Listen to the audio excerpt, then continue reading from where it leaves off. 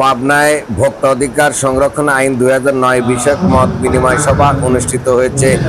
পাবনা ভোক্তা অধিকার সংরক্ষণ আইন 2009 বিষয়ক মত বিনিময় সভায় শিক্ষক, ছাত্র ও যুবকদের মাঝে সচেতনতা বাড়াতে বৃহস্পতিবার দুপুরে পাবনা সরকারি অ্যাডট কলেজের শহীদ আব্দুল সাত্তার মিলনায়তনে এই মত বিনিময় সভা অনুষ্ঠিত হয়।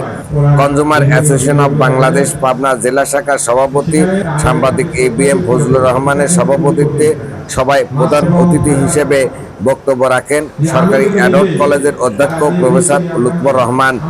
বিশেষ অতিথি বক্তব্য দেন যথাক্রমে সরকারি অ্যাডট কলেজের উপাধ্যক্ষ প্রফেসর আব্দুল্লাহ আল মামুন ও শিক্ষক সমিতির সভাপতি ডক্টর কলিমুদ্দিন।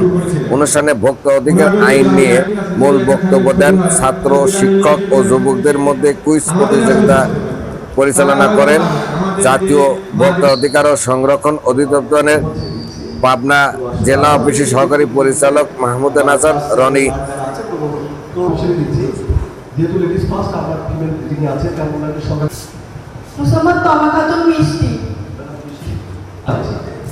আচ্ছা, এইবার যখন ওরা পারবে না তখন আমরা আমাদের পরিচয় পাওয়া যাবে।